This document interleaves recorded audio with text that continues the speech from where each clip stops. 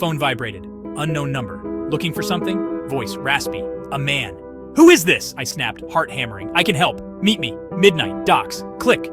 Gone. My fingers tightened around the phone. Goosebumps erupted on my skin. Was this about the information?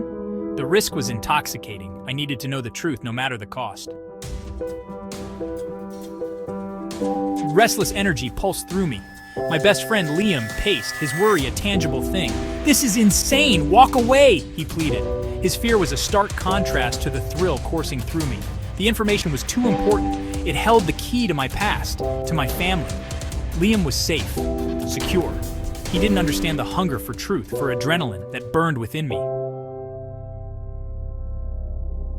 The docks were cloaked in darkness, the scent of salt and decay heavy in the air. A figure emerged from the shadows, tall, athletic build, eyes that seemed to pierce the night. Zade, he said, his voice a low growl. His gaze was intense, possessive, predatory.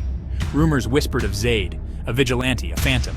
He was dangerous, unpredictable, and he had something I desperately needed.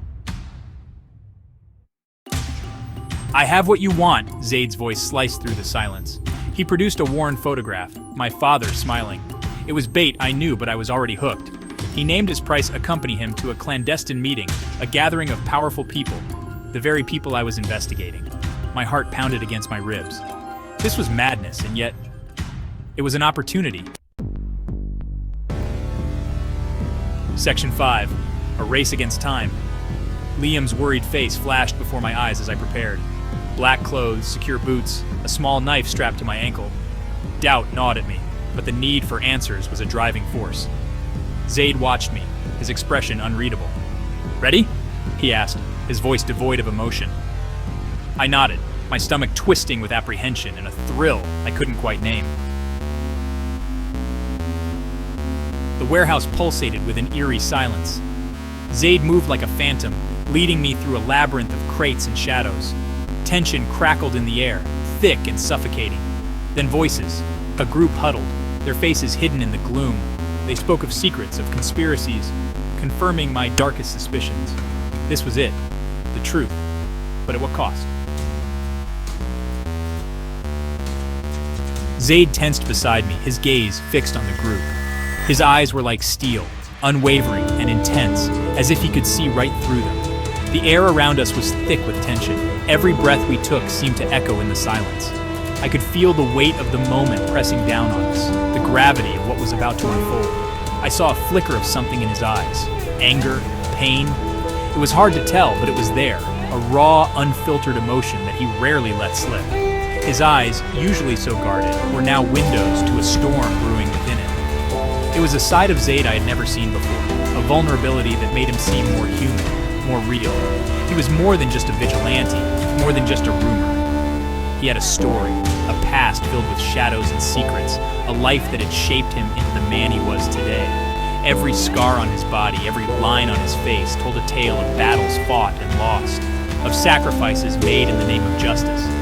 He was a man driven by a purpose, a mission that consumed him. We had to move, now. The urgency in the air was palpable, a silent alarm that spurred us into action. There was no time to hesitate, no room for doubt. Every second counted, and we knew that our window of opportunity was closing fast. The darkness around us seemed to pulse with a life of its own, urging us forward, pushing us to act. Zade's hand closed around my wrist, his touch surprisingly gentle. It was a stark contrast to the intensity of the moment, a small gesture of reassurance in the midst of chaos. His grip was firm, but not painful, a silent promise that he would not let go, that we were in this together. It was a connection that grounded me, gave me the strength to keep moving. We moved as one, melting into the shadows, our movements synchronized and silent. It was as if we had rehearsed this 1,000 times, each step calculated, each breath measured. The darkness was our ally, concealing us from prying eyes, allowing us to slip through the cracks unnoticed. We were ghosts, phantoms in the night, driven by a shared purpose. The warehouse echoed with the sound of our escape. Every footfall seemed to reverberate off the walls, a haunting reminder of the danger we were leaving behind. The vast empty space around us was both a refuge and a trap, offering us a momentary respite, but also amplifying every sound, every move. We had to be careful, had to stay alert. The walls around us were crumbling, but we were determined to make it out, to survive another day. We ran, adrenaline surging through our veins. Zade had saved me, or had he? The night was thick with tension, every shadow a potential threat. The city seemed to close in around us, its labyrinthine streets a maze of danger and uncertainty. I could hear our footsteps echoing off the walls, a constant reminder of the peril we were in. Zade's presence was both a comfort and a conundrum. He had appeared out of nowhere, just in time to pull me from the jaws of danger. But why? What did he stand to gain from helping me? He was still a mystery, his motives unclear. Every time I thought I had a grasp on who he was, he would do something that threw me off balance. His eyes, often hidden in the shadows, held secrets I couldn't begin to fathom. Was he a friend, or a foe, a savior, or a deceiver? The uncertainty gnawed at me, but there was no time to dwell on it. We had to keep moving. But in the darkness, I glimpsed a vulnerability that chipped away at my distrust. There were moments, fleeting and rare, when his guard would drop and I would see a different side of him, a side that seemed almost human. It was in those brief instances that I wondered if there was more to Zade than met the eye. Perhaps he was as lost in this world of shadows as I was. Perhaps he was searching for something or someone, just like me. He was a puzzle, this vigilante, and I found myself drawn to the challenge of unraveling. Each piece of his story was a clue, a fragment of a larger picture that I was desperate to understand. The more I learned, the more questions I had. What drove him to take on this dangerous role? What was his endgame? And why did he choose to involve me? The answers were elusive, but the pursuit of them gave me a sense of purpose in this chaotic world. Trust didn't come easily, but in this world of shadows and secrets, perhaps it wasn't a requirement. Maybe, just maybe, survival depended on something else entirely.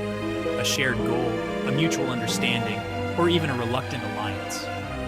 As we navigated the treacherous paths ahead, I realized that trust was a luxury we couldn't afford. What mattered was the here and now, the immediate threats we faced, and the unspoken bond that had formed between us. In the end, it wasn't about trusting Zade completely. It was about trusting that for now we needed each other to survive. "We need to disappear," Zade said, his voice low and urgent. The gravity of his words hung in the air, thick and palpable. It wasn't just a suggestion, it was a command, a lifeline thrown in the midst of chaos. The urgency in his tone sent shivers down my spine, making me acutely aware of the danger that loomed over us. He had a plan, a place we could go, a sanctuary hidden from prying eyes, a refuge where we could regroup and strategize. The map he showed me was marked with cryptic symbols and secret paths, a testament to the depth of his preparation. It was clear that Zade had thought this through, every detail meticulously planned. I had a choice to make. Return to the safety of Liam's concern or take a leap of faith with this enigmatic stranger. The crossroads I stood at was not just a physical one, but a metaphor for the life I was about to choose. Liam represented safety, a predictable future, and a life free from the shadows.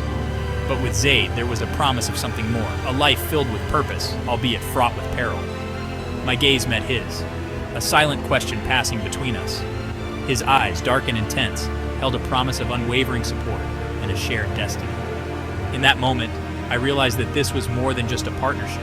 It was a bond forged in the fires of adversity.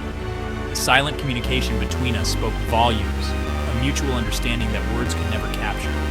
The old me, the one who craved safety, would have balked. Memories of a simpler time flashed before my eyes, a life where danger was a distant concept, and the biggest worry was mundane. But that life felt like a distant dream now, overshadowed by the reality of the present. The hesitation was real, a tug-of-war between the comfort of the known and the allure of the unknown. But the person I was becoming, forged in adrenaline and the pursuit of truth, leaned in. The transformation within me was undeniable. Every challenge, every close call had chipped away at the old me, revealing a core of resilience and determination. The city streets, once intimidating, now felt like a playground for my newfound courage. I was no longer just surviving, I was thriving in the chaos. This was my story now, and I was writing it with Zade. Our conversations were filled with plans and possibilities, each idea building on the last. We were more than just partners in crime. We were co-authors of a narrative that defied the ordinary. The intensity of our collaboration was electrifying, a dance of minds that pushed the boundaries of what we thought possible. I took his hand, my fingers intertwining with his. Let's go. The simple act of holding his hand felt like a pact, a promise to face whatever came our way together. As we ran through the dimly lit streets, the world around us blurred into insignificance. It was just the two of us, against the world, ready to plunge into the unknown. The future was uncertain, but with Zade by my side, I felt invincible.